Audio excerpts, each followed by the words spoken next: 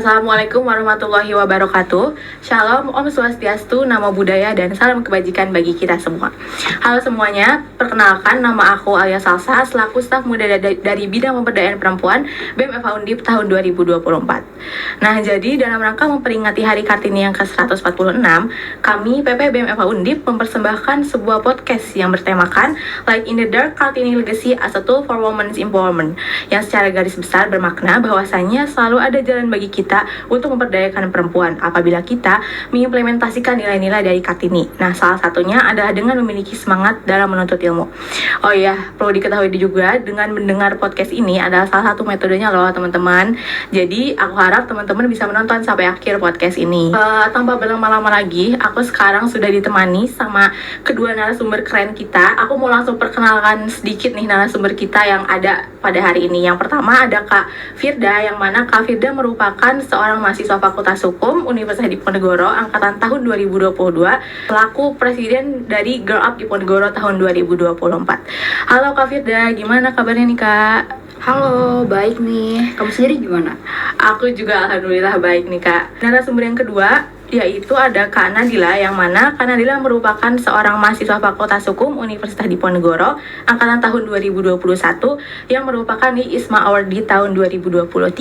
Halo Kak Nadila, gimana kabarnya Kak hari ini? Halo Alia, alhamdulillah hari ini aku feels amazing ya untuk diundang di sini dan sharing sama teman-teman semua. Oke, karena berhubung hari ini adalah Hari Kartini, aku mau tanya-tanya dulu nih seputar Kartini ke kakak-kakak yang ada di sini.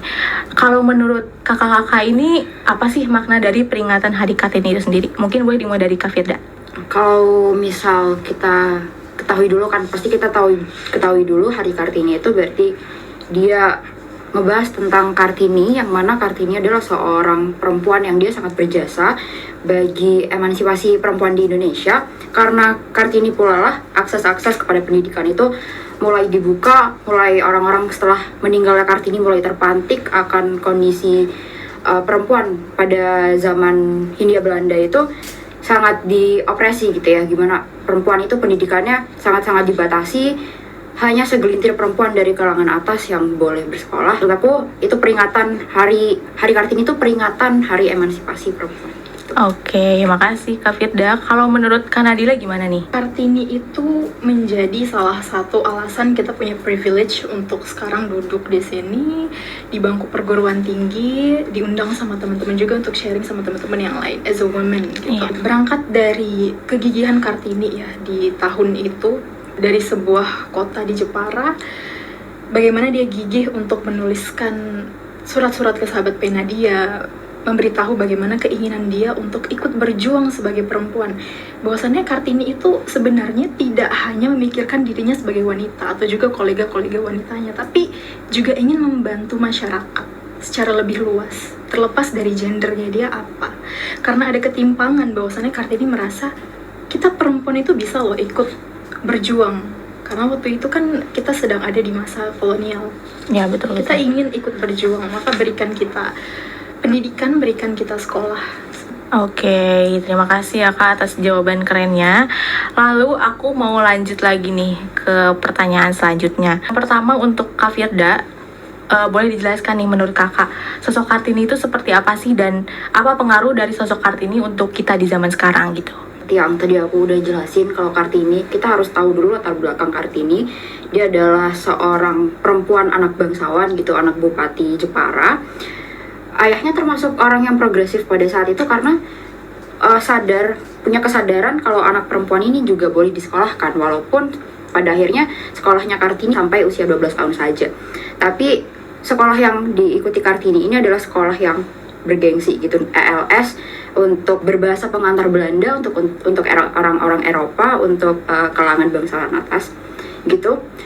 Nah, dari sana Kartini kenal dengan banyak orang, sampai umur 12 tahun dia harus dipingit. Akhirnya dia harus meninggalkan sekolah dan dipingit. Pada saat itu orang-orang kalau dipingit itu kan menunggu dikurung dalam rumah gitu ya. Tradisi dikurung dalam rumah atau kompleks perumahannya itu nggak boleh kemana-mana sampai akhirnya dia menikah. Waktu pingitan itu perempuan-perempuan ini diajari kemampuan-kemampuan yang menunjang tentang rumah tangganya gitu. Nah tapi Kartini ini sedikit berbeda karena dia punya bekal bahasa Belanda yang bagus. Akhirnya waktu dia dipingit dari umur 12 sampai 24 tahun itu dia menulis surat-surat kayak tadi yang disampaikan oleh Kak Nadila gitu, tentang dia memotret kondisi sosial pada zaman itu, di zaman kolonialisme, bahwa kayak Indonesia ini sangat terjajah gitu. Bangsa Indonesia ini terjajah secara khusus, secara general, dan perempuan ini terjajah secara khusus gitu. Setelah itu Kartini ini pernah bilang gitu, aku nggak mau menikah.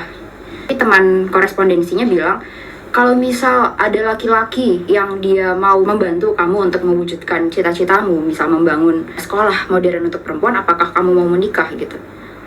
Terus Kartini bilang, oh ya udah nggak apa-apa gitu, asal suami aku ini harus bupati, karena bupati pada zaman itu bisa bikin kebijakan untuk rakyatnya gitu. Akhirnya Kartini bilang, barangkali peranku sebagai istri bupati ini lebih punya power daripada peranku sebagai anak bupati gitu. Akhirnya benar, ternyata suaminya ini bupati Rembang, dan suaminya ini mau membantu Kartini untuk bikin sekolah di gerbang kantor Kabupaten Rembang gitu, untuk bikin sekolah kecil-kecilan. Tapi sayangnya Kartini setelah itu meninggal, setahun kemudian dia meninggal, belum sempat berbuat yang begitu banyak, tapi orang-orang tuh kan hidup karena tulisannya. Kartini terus-terusan hidup karena dia menulis gitu. Akhirnya orang-orang membaca tulisannya dari surat-suratnya itu, dibukukan, booming lah di seantero Hindia Belanda, kayak wow, perempuan bisa nulis nih gitu. Oke, berarti powernya saat dulu Ibu Kartini itu karena tulisan-tulisan dia yang hebat ya, dan juga dia mencari jalan untuk perempuan dengan cara kebijakan, dan mencari suami yang mempunyai power yang memang lumayan kuat ya. Oke. Kartini itu kan merupakan sosok yang dikenal sebagai pejuang emansipasi perempuan, khususnya dalam bidang pendidikan seperti yang udah dijelaskan tadi. Apa sih arti pendidikan? Mungkin secara simpel saya mau bilang bahwasannya tujuan utama atau hakikat utama dari pendidikan itu adalah yang melahirkan orang-orang yang berpendidikan. Hakikat pendidikan melahirkan orang-orang yang berpendidikan, yang kemudian tidak hanya tentang personal achievement. Sebenarnya personal achievement itu dibutuhkan ya. Kayak kita semua punya personal goals, kita punya personal pursuit, tapi beyond that gitu. Apa yang menjadi tujuan yang lebih besar dari kita terus berusaha, atau kita terus mengenyam pendidikan dan berusaha untuk ada di step-step selanjutnya sesuai dengan goals kita, adalah untuk kembali kepada konsep pembangunan tadi. Aku mau lanjut lagi nih ke pertanyaan selanjutnya buat Kak Firda. Baik dari Kartini ataupun dari perspektif kakak sendiri, bagaimana cara pandang kakak terhadap pendidikan itu? Yang mana udah kita ketahui nih sebagai sarana untuk memberdayakan perempuan. Kalau dari Kartini jelas dia tahu betul pendidikan itu adalah salah satu sarana pemberdayaan perempuan. Pemberdayaan perempuan sendiri kita harus tahu definisinya adalah proses kemampuan perempuan untuk memperoleh akses dan kontrol atas sumber daya ekonomi, politik, sosial, dan budaya. Menurut aku pendidikan itu bisa banget jadi sarana untuk memberdayakan perempuan, karena lewat pendidikan itu kita kenal banyak, terbuka akses ke pengetahuan gitu kan. Lewat pendidik kita bisa bertemu juga dengan teman-teman baru, akhirnya kita berjejaring. Kayak pertama-tama kita belajar. Lewat pendidikan itu kita belajar, setelah belajar kita mengetahui, kita punya pengetahuan, setelah kita punya pengetahuan, kita akan sampai pada kesadaran gitu. Nah, kesadaran akan hak-hak yang harusnya kita punya akses dan kontrol terhadap sumber daya yang harusnya kita bisa dapatkan, itu kita jadi sadar akan hal itu, dan kita akan berjejaring dengan teman-teman yang sudah kita temukan di pendidikan itu untuk membentuk suatu usaha bersama untuk mewujudkan suatu pemberdayaan perempuan begitu. Jadi aku rasa pendidikan ini bisa menjadi salah satu alat pemberdayaan perempuan, walaupun dia bukan alat yang satu-satunya. Oke, thank you Kak Firda, dan aku mau lanjut lagi ke Kak Nadila. Sebagai Kartini muda nih Kak, yang mana memiliki semangat untuk menuntut ilmu, bagaimana cara kakak mengimplementasikan nilai-nilai Kartini di tengah-tengah stereotip masyarakat yang memang masih sebagian besar memandang perempuan itu rendah gitu? Jadi mungkin kalau saya soroti penggalan dari pertanyaannya ya, stigma atau stereotip yang memandang perempuan rendah. Kalau berkaca di era kita sekarang ini, mungkin yang lebih relevan adalah bagaimana perempuan itu dianggap tidak mampu menghandle antara tanggung jawab dia di bidang domestik dengan juga pursuit-nya yang lain, misalnya karir, pendidikan, dan lain sebagainya. Atau mungkin kita dianggap sebagai tidak mampu menjalankan kodrat sebagai perempuan. Ini sebenarnya sesuatu yang juga saya soroti dan saya sayangkan, karena masyarakat kita itu banyak sekali yang masih menyalahartikan kodrat perempuan itu. Iya, betul. Padahal kalau misalnya kita tarik ya definisinya dari KBBI, kodrat itu ya sifat asli atau sifat bawaan. Sedangkan bagaimana masyarakat kemudian mengatakan bahwasannya kodratnya perempuan itu ya ada di bidang domestik, mengurusi keluarga, mengurusi anak, bersih-bersih rumah, pokoknya mengurusi hal-hal yang berhubungan dengan rumah tangga. Kita bicara kodrat itu ya apa yang berhubungan dengan hormon, apa yang berhubungan dengan tubuh kita, misalnya menstruasi, hamil, melahirkan, dan lain sebagainya. Nah kemudian kalau ngomongin implementasi ya, as simple as kalau saya nilai-nilai Kartini itu diimplementasikan dengan stepping out of my comfort zone. Karena sebagaimana Kartini juga ya, pada saat itu dia menentang status quo. Iya betul. Yang mana itu artinya dia stepping out of her comfort zone untuk pursue yang lebih besar. Nah ini berhubungan erat juga dengan yang tadi saya definisikan pendidikan itu untuk melahirkan orang-orang yang berpendidikan, orang-orang yang tahu dia harus berbuat apa, orang-orang yang bisa menjawab keterbutuhan. Jadi dengan adanya dorongan seperti itu, sebenarnya itu memotivasi kita untuk sadar perjuangan ini belum mencapai the expected reality yang juga sebenarnya menjadi cita-cita Kartini. Kesetaraan itu kita masih jauh, sebenarnya gapnya itu masih jauh di sana. Jadi itu tadi, dengan mengimplementasikan keinginan untuk challenge status quo, untuk stepping out of comfort zone, itu menjadi langkah yang baik untuk kita meneruskan estafetnya Kartini. Oke, makasih Kak Nadila. Dan aku mau fokus nih ke Kak Firda.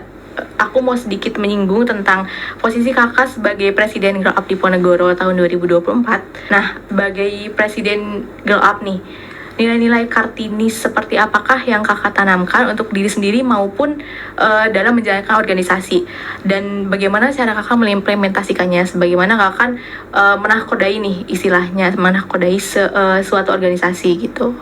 Sebagai presiden itu kan, suatu presiden organisasi feminis itu kan agaknya kita harusnya kita memang belajar banyak gitu, karena kalau misal teman-teman kita nggak tahu, nanti tanyanya ke siapa kalau bukan ke kita gitu. Jadi kita memang harus selalu ingin dekat dengan pengetahuan, sama seperti apa yang dilakukan oleh Kartini. Bagaimana Kartini membaca buku-buku karya penulis-penulis Belanda. Dia baca bukunya Multatuli, August Bebel, perjuangan perempuan Belanda untuk memperjuangkan hak-hak perempuan Belanda gitu.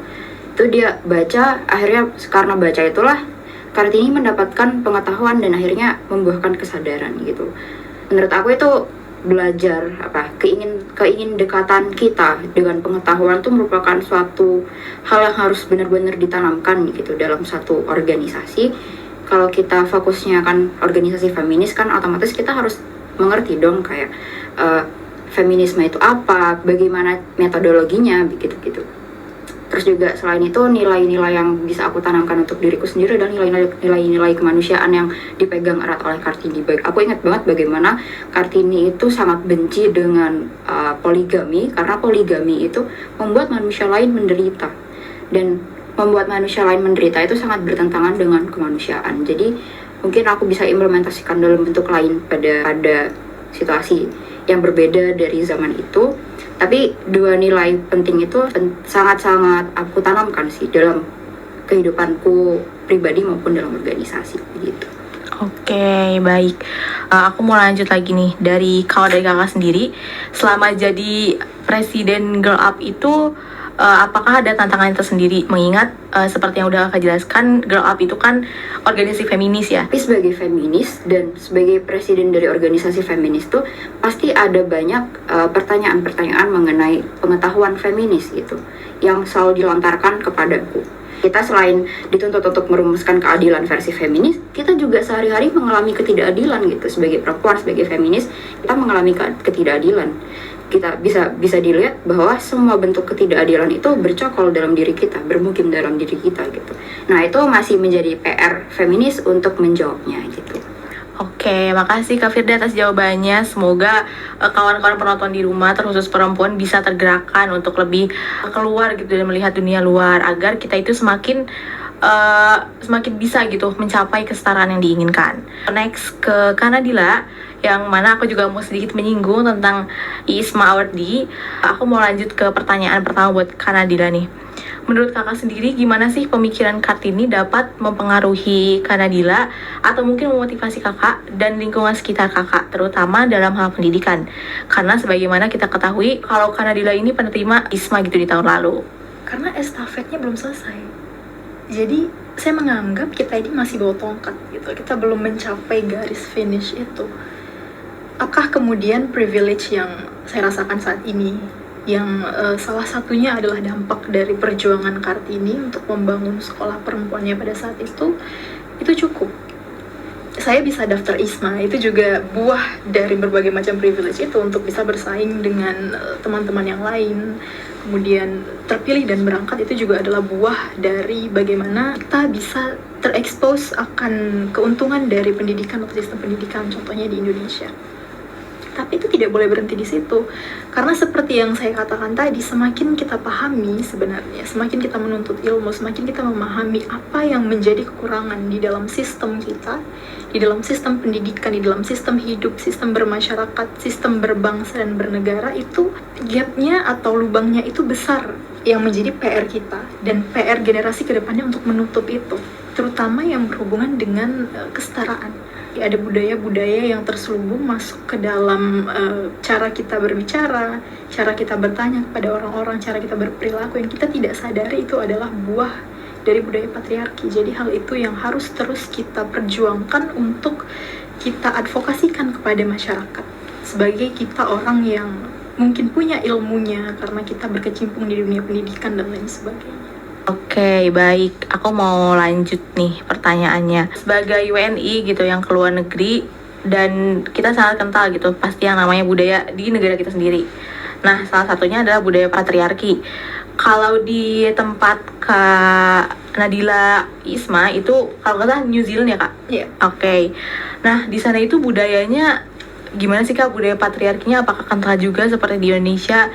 Terus gimana cara kakak buat beradaptasi di sana? Jadi kalau misalnya saya luruskan pengertian saya mengenai patriarki itu, yang saya kutip dari pengantar gender dan feminisme itu oleh Alfian Rohmansyah, itu dikatakan bahwasanya patriarki itu sebenarnya adalah sebuah sistem atau sebuah struktur yang menempatkan laki-laki pada posisi sentral, atau dia menjadi pemimpin tunggal. Jadi kita perempuan ini posisinya subordinate, seperti yang tadi dibilang sama Firda. Kita ini punya posisi yang inferior dibandingkan dengan laki-laki. Bahkan tidak hanya di Indonesia, tapi di luar negeri pun hal-hal seperti itu ada, menjadi stigma masyarakat juga untuk meragukan kapasitas perempuan atas berbagai macam pilihan yang ia pilih untuk ia jalankan atau ia pilih untuk ia emban.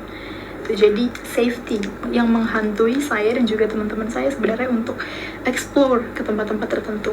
Apakah seseorang memiliki kapabilitas untuk menyerang kita, terlepas dari dia laki-laki atau perempuan, itu mungkin akan selalu ada probabilitasnya, akan selalu ada kemungkinannya. Tapi kalau dibandingkan tentang bagaimana laki-laki ini memiliki potensi untuk terintimidasi hanya dengan sesamanya, itu tentunya imbasnya adalah kepada kita sebagai perempuan dalam melakukan berbagai mobilisasi itu, baik dari segi kapabilitas maupun juga keinginan untuk melakukan hal-hal yang mungkin bertentangan dengan values yang ada di masyarakat, seperti itu. Oke, mungkin itu jadi pertanyaan terakhir buat Kak Nadila. Dan sebelum menutup, aku izin membacakan kesimpulan dari diskusi kita hari ini, yang mana kita saat ini mendapatkan privilege atau akses pendidikan dari Kartini, yang mana Kartini merupakan pahlawan emansipasi dan menjadi alasan untuk kita terus maju dalam berpendidikan. Betapa banyaknya hambatan perempuan di masa penjajahan yang juga